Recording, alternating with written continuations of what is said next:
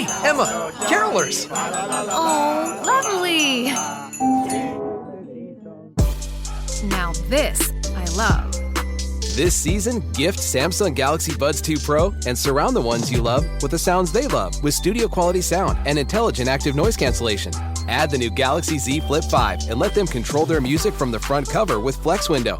Shop these and more great gifts now at Samsung.com. This episode is brought to you by Klaviyo, the platform that powers smarter digital relationships. With Klaviyo, you can activate all your customer data in real time, connect seamlessly with your customers across all channels, guide your marketing strategy with AI-powered insights, recommendations, and automated assistance. Deliver experiences that feel individually designed at scale and grow your business faster. Power smarter digital relationships with Klaviyo. Learn more at klaviyo.com/Spotify. That's KLAVIYO.com/Spotify. Welcome to Pretty Lies and Alibis. Join us as we seek the truth and travel the long road to justice. Hi, everybody. It's Saturday, and we wanted to hop on and do a little sweet tea session because we've had a little bit of news and the 2020 special last night. Yep. So how are you, Fruit Loop? I am good. Good. Good. You having a good weekend? Yeah. It's been kind of quiet, so. Our weather is so crazy. Yeah, I know. It's like cold, hot. I know. It's like throwing out Powerball numbers. Yeah. 47, yeah. 62. Rainy, dreary, and so I have just been hardcore eyeball deep in the Wagner case for days. I was gonna say like three days, I think. Yeah, I think I have carpal tunnel and strained eyes, but I'm learning a lot, and I'm really excited about our new episode tomorrow night where we kind of keep going forward on the case, a lot of catch up, but we're not going to cover that one tonight. We are first going to talk about Miss Letecia Stauch. Oh my goodness. Oh boy. Oh my world. Grab the popcorn. This is going to be a show.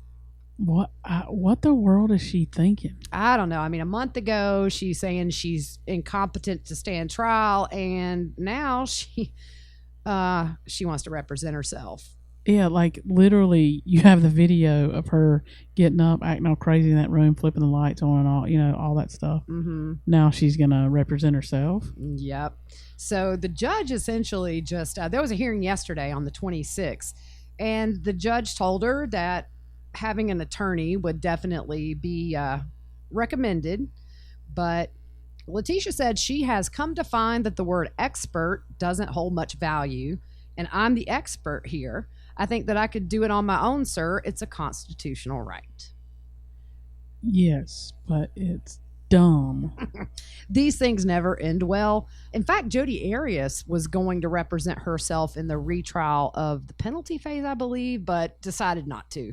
I mean, you don't know anything like how to present evidence, what to file with the court, how to file, like all that's, I mean, we've seen it in the Daybell and Vallow case. Right. Like how you file things is important. Yes. So she said, what'd she say? She had 23 hours to learn or something a day or something. I guess is what when you're in the pokey, you know, just start going to the law library. She can put her degrees to work, I guess. Yeah. For me, it's weird. It's almost like it's a control thing where now she gets to interview people and she gets to talk to people. Yeah, it's weird. So, yeah. Other than her having to interview Landon and Al, I'm all for it. It's going to be a show. And the sister. Lena. Yeah. Harley. Lena. Is it Lena and Harley? Yeah. So, oh boy. Well, I mean, this will definitely be something to watch. I'm really glad we started covering this case now. Yeah. So, I mean, she'll have to follow protocol. So it's not like she can mistreat them or, you know what I mean? Right. Like, yeah, of course. So, but it's still, it's going to be stressful. I feel bad for Lena because she's 8 years old. Like, or was 8. Mm-hmm. Yeah. She's 8, right? Yeah. Yeah. But according to Letecia, she says that she has an ace in the hole and there are 2 pieces of evidence that are going to completely prove she's innocent. So yeah, we'll see about that. So why not just give them to your attorney and right? Yeah, yeah. I mean, I don't know at this point. We'll have to ask our buddy Scott Reich. Can she change her? At what point, is it no turning back? Well, I know the judge, from what I saw, the judge kind of said, and I'm paraphrasing here, don't quote me, but it was like, don't come up in here at the end and try to set right before the trial and say, oh, you don't want to represent yourself anymore and use a delay tactic. I'm going to say, no, you knew what you were getting into. Right. So. Well, the reason she says she wants to represent herself, she called her lawyers fine ladies, but she said that the jail was mistreating her and she wasn't able to see parts of the case that she believes she has a right to. So now she'll get all the discovery. And I feel okay saying this. I hope to goodness when she sees autopsy pictures of Gannon that they haunt her dreams for the rest of her life. Yeah. Probably not. People like her tend to not have much of a conscience, but she's going to get everything. So we'll see what happens. I think it's going to be the Hot Mess Express. Yeah. The comments on our social media on this was pretty good. I laughed all day yesterday. Yeah. Between YouTube and Twitter and Instagram, everything. You guys were so funny. Just crazy. Yeah, we're going to have a good time covering that trial when it comes up. Yep. So we're going to move on to Lori and Chad. Yeah, I just finished the 2020 thing and took notes. Yeah. You watched it last night. I did. I don't have cable service, but I was able to watch it. So I had to run to a relative's house. But yeah, I thought it was well done. Nothing really new for any of us that follow this case. Yeah. But I thought it was well done as far as, just visually. And then we got to see Melanie Pulowski and Lori's mom and sister, and Annie was on, and Kay and Larry. So it was nice. I think but I saw today, Annie said that she filmed this like a year ago. Oh, really? Yeah. So I'm pretty sure that's what she said. So I don't think this was recent. Gotcha. Maybe her part wasn't. I don't know. They could have filmed something with Kay and Larry, after they were clear from doing their discovery thing, which was, I would like to rewatch that. Yeah, it was a lot. Yeah. Kay and Larry, they're the sweetest. I mean, I don't know them, but they seem like the sweetest. Yep. So I took notes while I was watching, and we're just kind of go through those. Oh, wait. First, are we going to talk about Dr. Oz? Oh, you want to do Dr. Oz first? Yeah, let's do that, and then we'll finish with 2020 just because this is kind of quick. Okay. I'll forget. Dr. Oz is quick because we did not watch. We only watched the first 4 minutes, I think it was. Mm-hmm. And then it was like, So what did Nate say about reasons that charges may not have dropped? So he threw out there, and it was pretty good because nobody had hit on that at all. He says, that a lot's going on behind the scenes that we can't see, that COVID-19 is prohibiting any juries or grand juries from meeting in Idaho. And it's like that everywhere. Mm-hmm. So the state, it seems like what he's saying, the state wants to take this before the grand jury so Lori and Chad can be indicted, but they can't meet, so they're waiting on COVID to clear so the courts open back up, and then they'll move forward with the charges.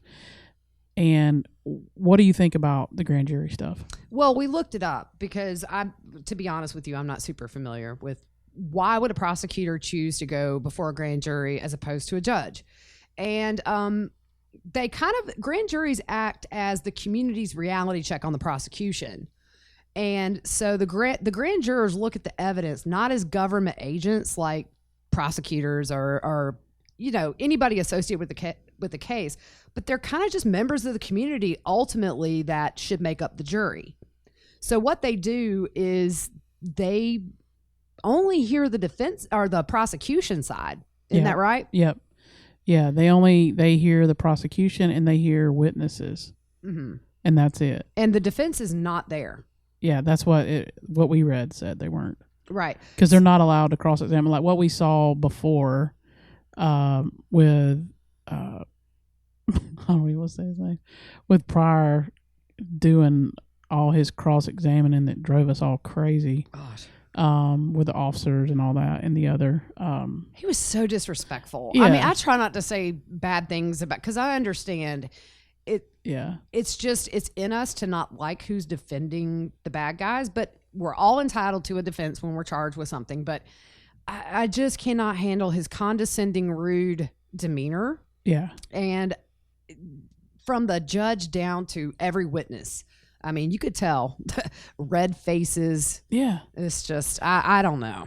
Yeah. So we won't have to, if he does go the grand jury route, we won't have to hear that at that point in time. And we won't hear anything because all of this is done in private. Yeah, that's the bad thing. Right. And one thing about the grand jury is they almost always return an indictment. Yeah. So it's just good for a lot of reasons, I guess. And I would assume if they go before a judge for like a probable cause hearing, then we would hear maybe a lot of the evidence and who knows why. But I think that ultimately Rob Wood just wants to say, hey, a grand jury from this area said there's enough charges, because one of the biggest arguments right now is media coverage on the case. Yeah. So I kind of wonder too if this is a way to say, hey, look, I mean, everybody around here knows this case, but a grand jury said, they looked at the evidence and said there's enough. I don't know, but I think that's a great point. It really is a good point. Yeah. But so that's kind of what, the other thing that Nate said is that as of the day he filmed that, Lori and Chad were still thick as thieves. Yeah. I'm surprised. Yeah. My theory was that at least Chad had flipped.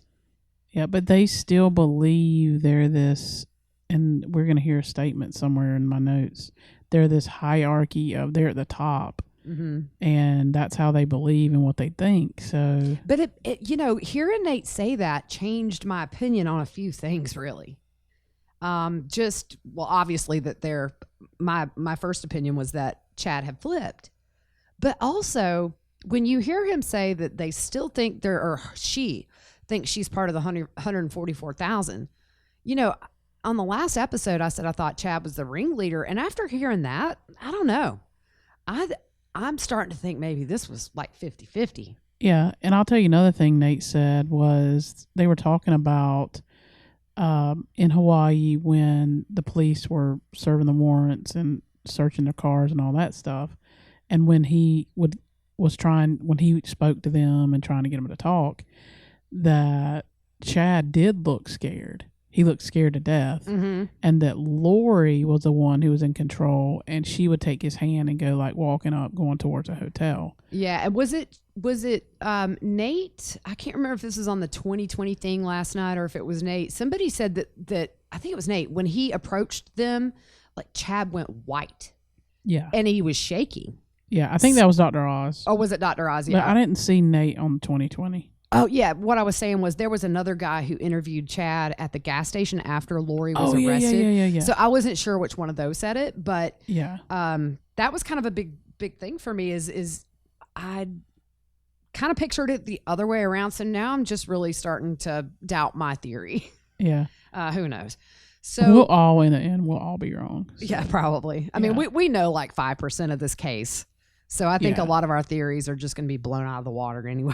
That's usually how it goes in this, though. I was looking through early posts of the Wagner murders, on Facebook groups and things like that. And some of the theories, just none of them were, not many of them were right. Yeah. So, but that's how it goes when these things, when the wheels of justice kind of start coming to a halt, all you can do is speculate. Exactly. So let's talk about 2020. I thought it was well done. Yeah, I thought it was good.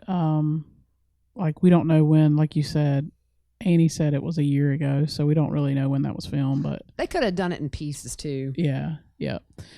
So just some things I took note of was they did have the Wheel of Fortune thing on there. Yeah, we have looked oh my gosh, we have spent so many hours trying to track this down. Yeah.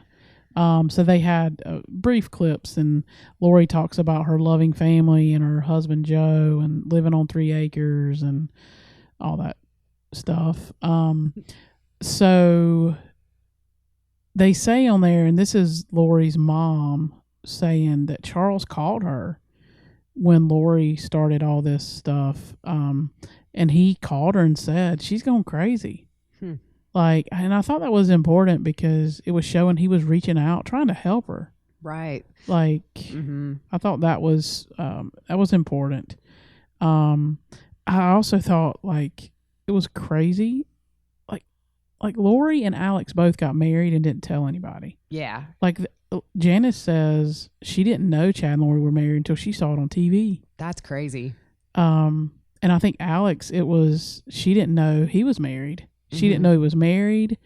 She didn't know he had a name change. She didn't know he had moved back to Arizona. Like nothing. But I think it's really representative of this whole situation in that we know that people that get involved in cults or whatever tend to keep things from their family because families tend to ground you. And so when you're talking about, I'm part of the 144,000, any normal family member is going to say, you need to get away from this guy. Yeah. So Yep. I'm not surprised she didn't know. Yeah. But alienation is huge. It's one of the first things they do because they don't want anybody reminding you of who you really are. And speaking truth. Right. Yeah. I think it's really, I didn't know, until last night that Charles had called Lori's mom. And it's just another reminder that he reached out to authorities, as far as mental health stuff, and then family, because we know that he emailed her brother, Adam. Yep. And so it was just another little tinge of sadness for Charles and seeing that he really exhausted every possibility that he could think of, I think. Yeah. And it did him no good. Yeah. And Janice said, no, I mean, this is what she's saying that Lori told her, what she saw. But she said that all the members of their Cox family love Charles. Yeah. Like him, she even said Charles and Alex were really good friends. Yeah, she said he was the favorite of all her husbands too. I had to chuckle when she said that. Oh no, out of all the husbands, yeah, he was the favorite. I mean, she said, and Larry and Kay. Larry said, "I loved Lori." Mm-hmm. I mean, that's what he said. Yeah, that she was a great mom, and that's what her mom and Kay and Larry, they all said that. Yeah, it's so easy in hindsight for us to say, but she really wasn't a good mom. But and I've had a few people want to argue with me about that, and I'm saying, look, we don't know Lori. We know what the news tells us about Lori or what these shows tell us, but I tend to believe the people that knew her for years who say never saw it coming. She was a great mom. Now, in hindsight, do we know now that she did some really super shady, mean stuff throughout her life? Yeah. Yeah. But I mean, I don't know. I just think it's kind of crazy when people say, oh, she wasn't a good mom. How can you say that? And I'm like, but I'm just saying what the family said. Yeah. I mean, that's what, and they were, like you said, they were around her. So, Kay and Larry would have never agreed for JJ to leave the state and go live with Lori and Charles if they weren't 110% sure that they could provide for him emotionally, financially, physically, in every way. Yep.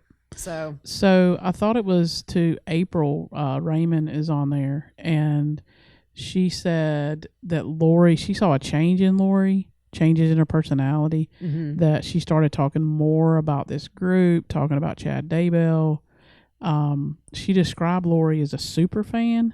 Yeah. And she said she just could see a difference, and she started to kind of remove herself. She saw what was going on. Yeah. And she kind of distanced herself some.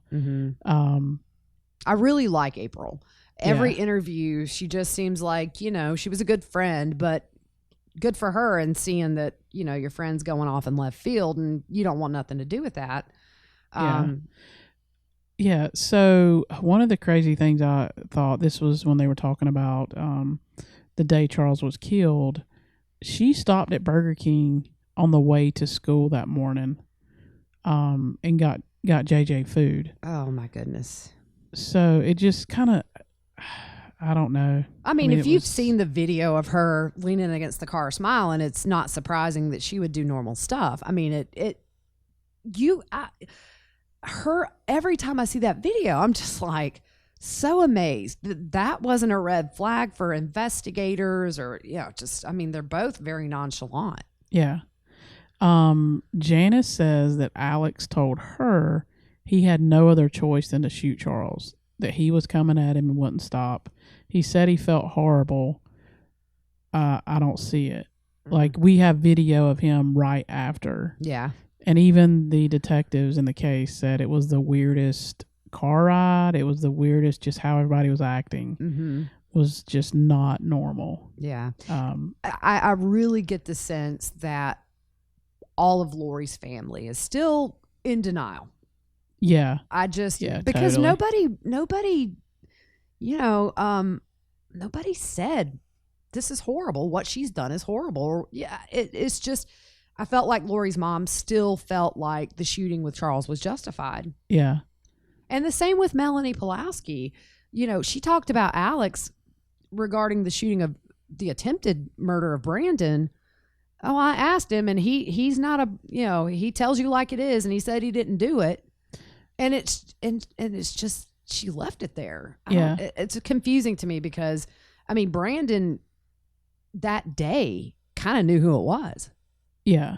Yeah. So I don't know. It's just, yeah. You wonder what it's going to take. But if Lori still thinks she's part of the 144,000, we know Melanie hung out with them. Is it that she's still not completely broken from it?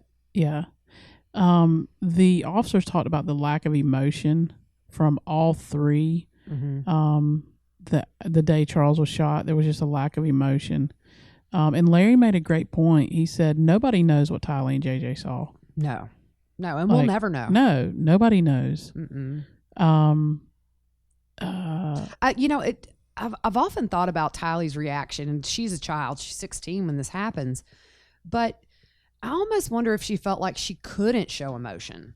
Yeah. Did she just feel like if she did, she would be the Lone Ranger, and maybe she just felt like she had to hide it? Yeah. Yep. So they went on and said some stuff about, they had the gentleman who set up the wedding for Alex and Zulema. So Zulema set everything up, paid for everything and made all the decisions, I guess, and set everything up. We know Alex took Zulema's last name, and they're saying he did that to hide. Yeah, yeah. Yep. And that was something that I never had really thought about. Yeah. Who knows? Okay, the other thing I thought was very weird, and I didn't know this, but they said on there, they didn't take any photos. Yeah. They had no photos. I had a friend go to Vegas and got married, I don't know, 3 or 4 months ago. And there was 10 million photos. Yeah. It's like a package, I guess, you buy or whatever. Right, like your prom pictures. Exactly. Yeah. Yeah. It would be so fun to get married by Elvis, though. I ain't even lying. See? Yep. Yeah. But I remember in the past, somebody that was there said it was more like a business transaction. Yeah. That it didn't seem like this love and affection. And yeah, there's a reason they all got married to somebody who was like-minded. Maybe we'll find out, but there's a reason they all got married. Yeah. This hit me, and they had the audio of Melanie Gibb when she called and confronted Chad and Lori about them asking her to lie. And this term that Lori used never hit me until when I was listening to it tonight. I didn't really pay much attention to it. But she told Melanie Gibb asked her, was JJ okay? And she said JJ is safe and happy. Mm-hmm. I just feel like the word happy is weird. Yeah. Yeah. I don't think if I asked you how your kid was doing that you would, in that sense when everything's going on around. Yeah. I just don't, that happy word is just weird to me. It might just be me, but yeah, I think it's weird. Yeah, it is. Because she knew what his condition was at that time. Yeah. She knew he was dead. Yeah.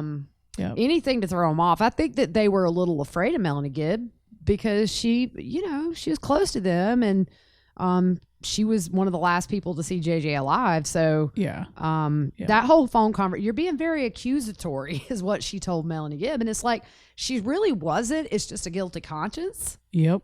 She was just asking what was going on. And, to say she's being accusatory, she didn't say you've done something with those kids. I just caught that because it's a guilty conscience. Yeah, exactly. Something else. Janice didn't know for 7 days that Alex had died. Yeah. These people just don't communicate. Mm-mm. I don't know. Yeah, I don't know. It's a weird dynamic, and it's odd for us because our families are just so close. Yeah. But I mean, not every family tells everybody everything, but you would think, like a wedding and a death, that you would get, because Lori knew. Yeah. So why? I mean, well, Melanie Pulowski knew. Yeah. So Zulema called her. Why did nobody feel the need to tell his mother? Yeah. It's very strange. I don't know. It's odd. A couple of things they said on there was sometimes the police let guilty people stay free to lead them to something. I thought that was interesting. They talked about just monitoring somebody, and obviously they were trying to track Lori and Chad down, but sometimes fugitives, or not fugitives, but I guess people wanted, well, that is a fugitive. That is a fugitive. That is a fugitive. That they make mistakes Yeah. and do things that help solve a case or whatever. So right, you give somebody enough rope that's guilty, they'll hang themselves. It's just, yeah. Another point they made, and this was big, I thought, and it made my brain start turning. Watch out. Hamster wheel in there. Yeah. We did not own the rights. Oh my gosh. Thank you for See, Bobby singing you're that for welcome. 3 solid days. We did not own the rights to the hamster dance. So I'm gonna throw something across this room and hit you upside the head. So Alex's phone went back. They're talking about how, because you know what they're going to say is, how do you know that was Alex's phone on Chad's property, et cetera, et cetera? Mm-hmm. How do you know he was in Lori's apartment at blah, blah, blah, blah, blah. So they're talking about how you know it's him is it does go back to his apartment. And I think they could monitor who he texts before and after to see those conversations and know, okay, this is Alex communicating with Zulema or whoever. So we know he had his phone. Does that make sense? Yeah, and I think when this goes to trial, that's the things I'm interested to see is like, does Alex text Chad and say, I'll be there in 20? I mean, and it correlates with the time that he was there and the day after the kids were killed. There's, I think, a lot of stuff like that because, I mean, they left a popcorn trail digitally, it seems. Yeah, and think about it. Melanie Gibb and David are with Lori at the apartment that morning, and Alex isn't there. Right. So if they verify that Lori was in the apartment and Alex is not there and his phone is at Chad's, right. Hello. Yeah. There's nobody else. You don't need to be a rocket scientist to figure that out. Right. Yeah. One of the things Lori told people was about JJ being a zombie was he was sitting and watching TV and his vocabulary is growing. What? Oh, yeah. I mean, she said he was sitting still, watching TV, and his vocabulary was growing, and that's why he was a zombie. But then, if you remember, it was him climbing up on the cabinets. Yeah. So it's, Yeah. And then it closed out with making observations that Chad really had no emotional connection to the kids. Yeah. Because they were talking about how could bodies be buried in your backyard. Mm-hmm. And he just didn't have an emotional connection with them. And just their thought of they're superior to everybody else. Yeah. Well, the one thing that I heard last night too, and this just is really eerie if you think about it, is when they raided the property and found the kids, they were sifting through the sand and they found a little piece of flesh that they were able to do the DNA to confirm it was Tylee. Yep. And you think after the kids were killed or she was buried, he had these campfires with his kids out there and there's literally pieces of that child in that fire. It just, it's just one of those things that makes your skin crawl when you think about it.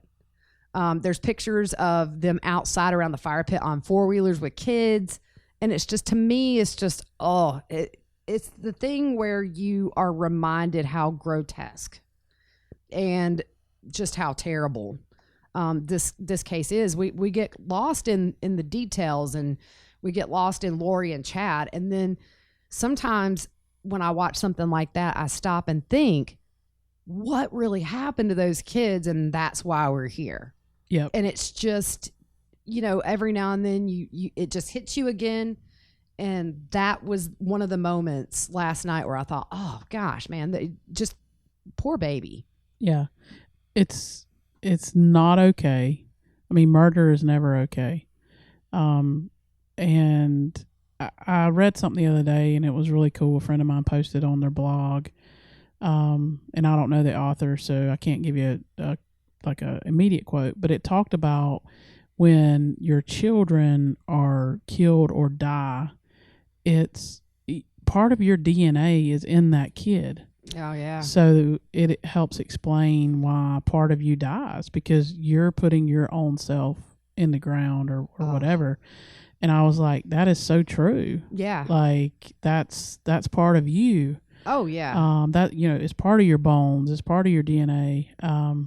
And that's why that's why we do what we do, trying to, and we've had a lot of people reach out and say, thank you for keeping these names out in the public and keep saying their names. I know Victoria Rose, the other case we're covering, that's one of their hashtags is say her name. Yeah.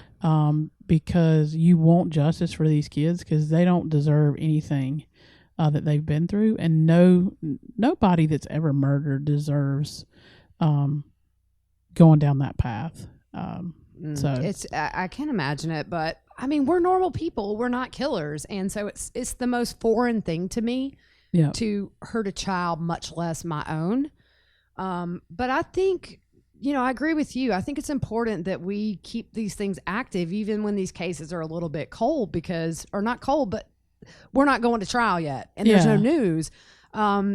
We do. And with Victoria's law, and we appreciate everybody signing it. You guys have done a great job. Yeah. They're getting major signatures, and that's just one little thing we can do is spend 10 seconds filling out our name and hitting send. And those are the kind of laws that make a difference in kids' lives. Yeah. And so I don't know if it seems like a lot of the cases, other than really what the Wagners, they all involve children, and we didn't really plan on it to just cover bad things that happen to kids. But I do think there's a draw to it, because it's just the most unimaginable foreign thing to most of us to think about hurting a child. So when it does happen, you just want to do everything you can to keep those names on people's lips, because if we forget them, it happens again and again and again. And if we don't make changes, then we shouldn't be surprised when we get another news alert that a kid's been found dead. Yeah. We've discussed this before, the Adam Walsh case back when we were kids. I remember that very vividly, because there was like a show or a movie or something created on it. And I remember watching that with my family, and we've discussed this. I remember what a kind of impact it had on me. Yeah. As a kid, I'm like, I'm never walking away from my parents in a store. I think you said you didn't want to go to Sears. No, I mean, but if you remember, as a kid, one of the scariest things for me was to be like in a store and lose my mom. Yeah. Because I just thought somebody was going to grab me and I would never be seen again. But that was sort of the era we grew up in, was the Adam Walsh era. Yeah. So you look at what his dad has done. Yeah. To help with missing kids and stuff like that. So it's unfortunate it takes something so brutal to start a movement, but this is a movement we've got to keep going. Yeah. Kids are supposed to laugh, run around, play, be a kid, not an adult. Exactly. Kids are kids. They can't act like adults. So they're supposed to have their life ahead of them and just everything like that. And it gets taken and cut short, and it's tough. So we want to keep doing what we're doing. Yes, we do. And we just have a lot more to come with the podcast. And these cases are going to progress, and I'm sure we'll pick up some new ones on the way. But for right now, our focus are on these cases, and we're glad you guys have come along for the ride, because I think, we're going to learn a lot of stuff. But I think, the more we do this, maybe the more people in charge see that we're tired of it. We're tired of kids falling through the cracks and then becoming a thing at 6 o'clock. And the bad thing is now it's almost every day you see it, and we've become desensitized to it. I think as a society, for people like us and trial followers that read autopsy reports, it's very real. Yeah. But it's so sad that it's just become an everyday thing that we don't stop and like have our mouths wide open. anymore. It's just, okay, it's sad, but man, we got to fix ourselves, y'all. Yeah, for real. If you don't want stepkids, don't marry somebody with kids. Yeah. If you don't want kids, don't have kids. Well, it's on the Victoria Rose page on Facebook. There's people will comment stories and horror stories of what they've been through with DSS and CPS. Mm-hmm. So that thing is going to be a big deal, Victoria's Law. But they've asked for, if you have a similar story that they can use to take to legislator in the state of South Carolina, I would think, because that's where we are. They have asked to email justiceforvictoriarose@gmail.com. So if you have a story and you're in South Carolina, send them an email and give them, because they're trying to get as much information as they can to make a change. Yep. So, well, I think that's all we had for that was like a tall glass of sweet tea session. that was a big one. It's only 34 minutes, but no, that's good. But still, we're going to be back tomorrow night with a regular episode where we're going to pick back up on the Wagner, family. Dude, you've sat there for 3 days in that chair over there. Oh my gosh. Yeah. Yeah. You got a little bit more time. I feel bad because I hadn't dug as much as you have.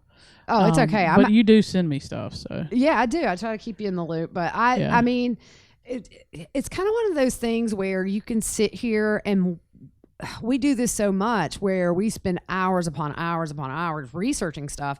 And before you know it, 2 or 3 hours has passed. Now I get up and take care of my kids and I have things to do and that kind of thing. But I mean, yeah, but when you do this, you can go down a rabbit hole, and before you know it, a season has come and gone. Yeah. It's like that commercial where you have cobwebs on you. Yeah, right. So yeah, eventually my skeleton will be here in position. Did you eat today? Have you drank water? I know, right? I know. I probably just need to go ahead and get a tummy tube put in and just we'll tell your kids, check on your mother. Yeah, go put a can down the tube. Keep her. But no, I mean, but that's just what we do, and we try to bring everything that is fact based to the podcast, and so, but that requires weeding through a lot of rumors. So yeah, and that's tough sometimes. Oh, it is. But then with the Roden murder, you're looking at nearly 5 years of stuff to go back through. The one of the sites that I'm on going through, I mean, there's over 60,000 posts about this case since it happened, and there's a lot of really valid information in there. Yeah. So so that's what we've been doing. We're going to bring it to you tomorrow night, and hope you guys have a good rest of your Saturday. Good night.